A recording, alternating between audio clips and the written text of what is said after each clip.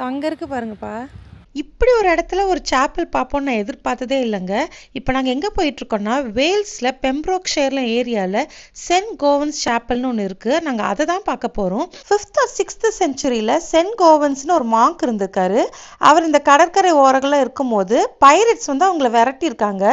அவங்க கிட்டேருந்து இவங்க தப்பிக்கிறதுக்காக இந்த பாறைக்குள்ளே அவர் ஒளிஞ்சிட்டு இருந்ததாகவும் அவங்க கிட்டேருந்து கடவுள் தான் காப்பாற்றினதுக்காக இங்கே அவர் ஒரு சாப்பல் கட்டினதாகவும் சொல்கிறாங்க. ஸோ இங்கே பாருங்களேன், அந்த மலைகள் கீழே இறங்கி போனால் தான் அந்த சாப்பலே கட்டப்பட்டிருக்கு. உள்ளே பார்த்தீங்கன்னா ஒரு சின்ன ஒரு ரூம் மாதிரி தான் இருக்குது. கல்லுலேயே கட்டியிருக்காங்க. இது ரொம்ப வருஷமாக அப்படியே பத்திரமா பாதுகாத்துட்டு இருக்கிறாங்க. இந்த சின்ன சாப்பல்குள்ளேயே ஒரு பால்கனி இருக்குது. அதை விட ஒரு சூப்பரான ஒரு விண்டோ வியூ இருக்குது. அந்த விண்டோலேருந்து எட்டி பார்த்தா அப்படியே அந்த கடல் தெரியுது. இவ்வளோ அழகான வியூவை நான் பார்த்ததே இல்லை.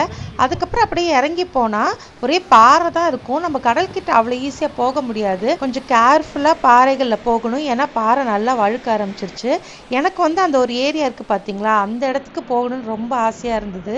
கொஞ்சம் கஷ்டப்பட்டு எப்படியோ பாறையை பிடிச்சி அந்த இடத்துக்கு வந்துட்டோம். அந்த இடம் அவ்வளோ சூப்பராக இருந்தது.